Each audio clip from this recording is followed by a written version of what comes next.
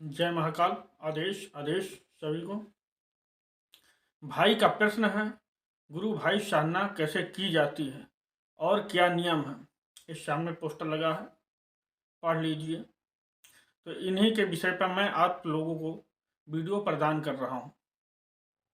बहुत बढ़िया चर्चा किए हैं, चर्चा का विषय है। आप देख रहे हैं पोस्टर सामने, इसे पढ़ सकते हैं। इसी पर ये वीडियो है, पहले इसको अच्छे से पढ़ लीजिए। आइए जानते हैं आसन बंधन।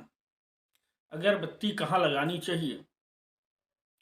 तो अगरबत्ती और आसन कैसे बंदिश किया जाए, इसका भेदन हमारे गुरुओं ने बताया है कि जब आसन हम बंदिश कर लेते हैं, और बंदिश कैसे किया जाता है ये भी मैं अभी बताऊंगा आप लोगों को। इसका मतलब क्या है, क्योंकि जब आसन बंदिश हो जाता है, जब आसन पे आप बैठते हैं, तब कोई शक्ति आपको भेद नहीं सकती। चाहे मारन हो, मोट हो, कोई भी क्रिया हो, अगर उस समय आप पर की जाती है तो आप पे वार नहीं होता है। रिंगन घेरा हो या ना हो, अगर आपका आसन बंदिश है तब भी आपके ऊपर कोई अटैक नहीं हो सकता। चाहे जितना बड़ा तांत्रिक क्यों ना बैठा हो आपके बंदिश तोड़ने के लिए, क्योंकि आसन बंधन ऐसा चीज है। एक आसन बंदिश पानी पढ़कर किया जाता है, एक आसन बंदिश मंत्र पढ़ के किया जाता है। इसके कई नियम होते हैं और ये कभी बंगाली विद्या से होता है और कई शाब्रो विद्या से होता है, कई देवलिपि विद्या से होता है, कई मोगा विद्या से होता है। क्योंकि सबकी विद्याएं अलग अलग हैं और सबके पास मंत्र अलग अलग होते हैं। शाबर विद्या भी बहुत काम करती है और बंगाली विद्या भी बहुत तेज चलती है। ये सभी प्रकार की विद्या हैं और सबका बंदिश अलग अलग होता है। और शरीर बंधन मंत्र, अगर आपने शरीर बंधन कर लिया और आसन बंधन कर लिया तो कोई शक्ति आपको भेद नहीं सकती। ये बहुत महत्वपूर्ण विषय है आज का। चाहे जितनी बड़ी ताकत हो, आपको आसन पर भेद नहीं सकती। मारन, मोहन, उच्चाटन, हांडी, कुछ भी हो, आसन के अंदर कुछ भी हो, आपको कोई फर्क पड़ने वाला नहीं है।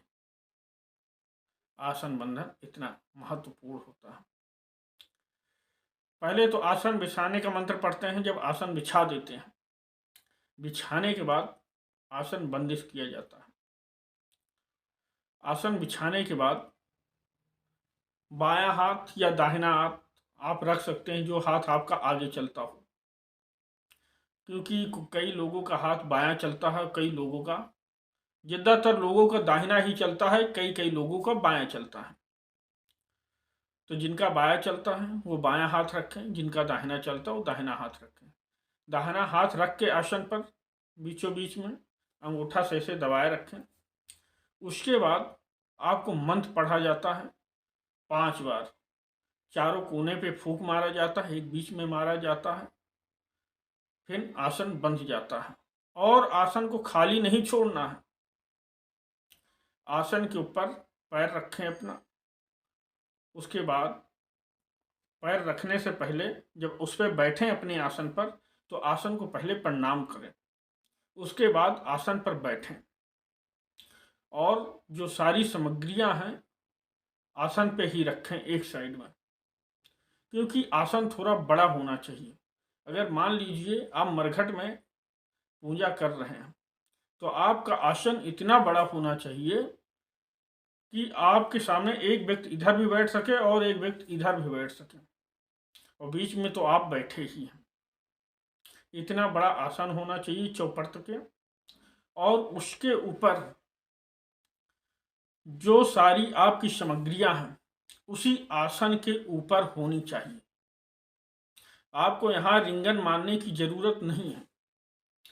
रिंगन मारने से होता क्या है, जिस शक्ति को हम प्रसन्न करने आए हैं वो रुष्ट होकर चली जाती है। और जब घेरा बंदिश होता है तो घेरा बंधने के बाद शक्तियां दिखाई नहीं देती। शक्तियां आएंगी पर आपको नजर नहीं आएंगी। ये बहुत बड़ा रहस्य है। अस्कर करके लोग क्या करते हैं कि शरीर बंधन तो मारते हैं और रिंगन बंधन भी मारते हैं। उनको भय लगा रहता है कहीं गोले के अंदर शक्ति ना आ जाए। आसन बंधन वो जानते ही नहीं, क्योंकि बहुत लोग आसन बिछाने का मंत्र जानते हैं मगर आसन बंधन का मंत्र और खोलने का मंत्र नहीं जानते हैं। भोलेनाथ का आसन बंध बिछाने का मंत्र है, बंगाली मंत्र है, आसन खोलने का मंत्र है, आसन बांधने का मंत्र है। हमारे YouTube वीडियो पे पड़ा हुआ है, चैनल पे आप लोग ले सकते हैं। और जब आसन बंध जाता है तो उस पर क्या होता है कि जो सामग्रियां होती हैं वो शक्तियां गायब नहीं कर पाती। तो ये अपने आप में एक बहुत बड़ा रहस्य है, क्योंकि शक्तियां जो हैं सामान गायब नहीं कर पाती हैं जब आसन बंदिश रहता है। और इसके और फायदे हैं कि आसन बंदिश के कारण जब आपका सामान नहीं गायब होता है तो उसमें क्या है कि आप सामान का सुरक्षित रहता है। और जब आप आसन बंदिश करके नहीं बैठते हैं तब आपका सामान शक्तियां गायब करने लगती हैं। धीरे धीरे शक्तियां गायब करने लगती हैं शमशान घाट से। क्योंकि ये मेरे जीवन का 1-2 बार अनुभव ऐसे हुआ है। मैं ऐसे बैठा ही था, मैं सामान रखा, कुछ सामान मेरा गायब हो गया। क्योंकि शरीर बंदिश तो किया था, मैं आसन बंधन करना भूल गया। और मैं हमेशा सुरक्षा घेरा नहीं मारता हूँ, क्योंकि सुरक्षा घेरना सब जगह पॉसिबल नहीं होता है। अगर आप सुरक्षा घेरा मारते हैं तो उस सुरक्षा घेरा को बाद में खोलना भी होता है। क्योंकि अगर वो जगह आप नहीं खोलेंगे तो वो जगह कीलित हो जाती है। ये नहीं कि आप घेरे के अंदर बैठे हैं, साधना किया और साधना करने के बाद उठ के चल दिए तो वो जगह कीलित हो गई। अब इसका श्राप आपको लगता है, क्योंकि वो जगह 31 साल तक का वहीं पर कीलित रहती है। 31 साल बाद भोलेनाथ स्वयं आते हैं, उस जगह को खोलते हैं। फिर उसका दुर्भाग्य जो होता है उसका दंड आपको बराबर भोलेनाथ देते भी हैं। तो ऐसा कभी नहीं करना चाहिए। समझ गए आप लोग। और आसन पे बैठने से ये फायदा है, अगर आसन आप बंदिश करके बैठते हैं तो इसका मेन चीज भेदन नहीं होता, कोई कुछ भी कर ले। और रही बात, अगर आसन बैठ के सारे काम हमारे पूर्ण हो जाते हैं, आपके पास शक्ति आ गई, शक्ति का वचन हो गया, उसके बाद आसन खोलना भी जरूरी है। जब आप आसन खोलेंगे उसके बाद खोलने के बाद आसन को प्रणाम करेंगे।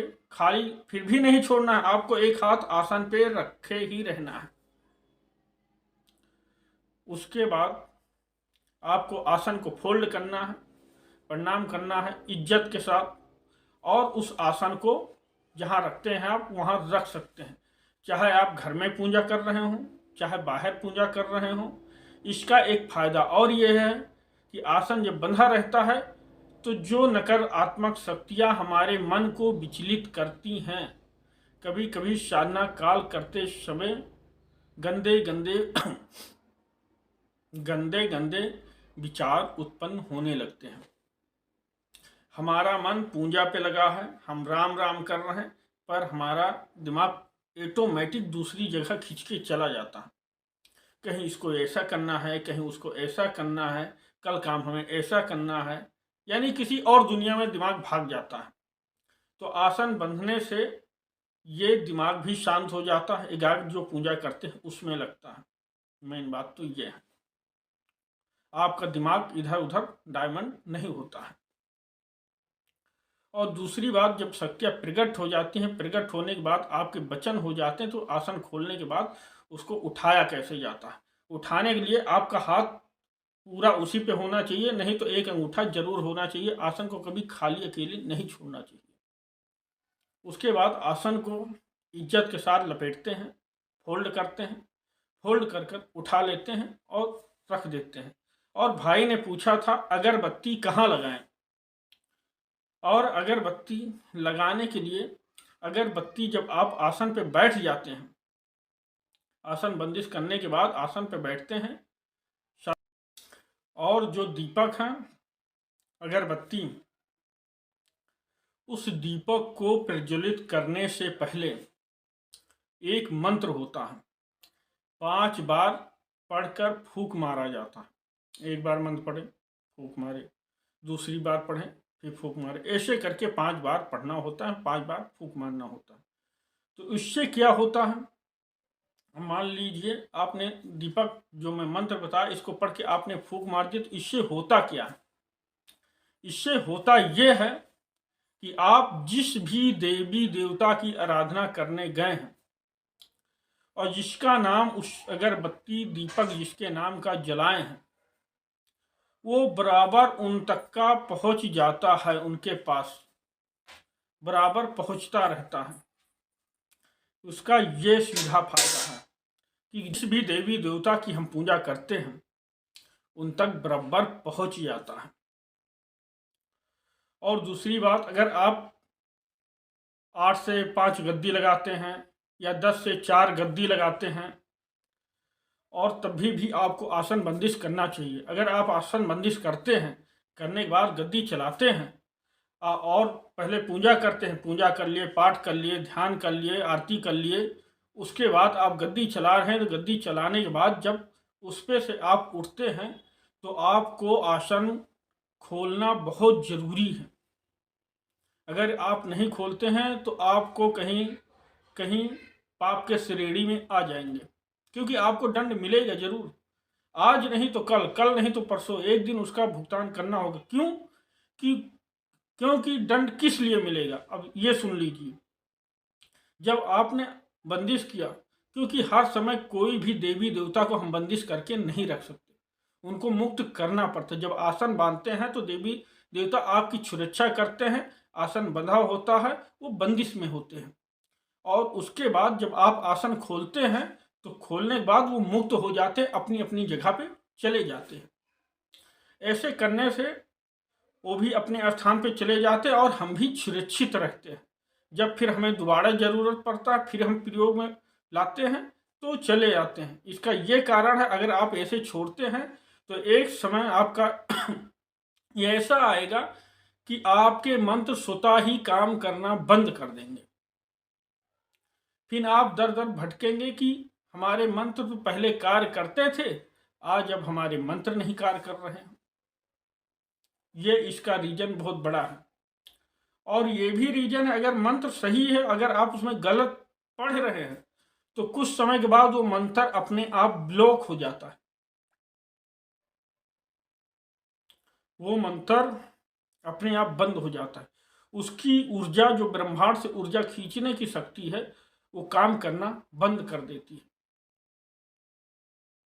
समझ गए आप लोग? तो मंत्र सही पढ़िए और इस प्रयोग को जो मैं बताया हूं,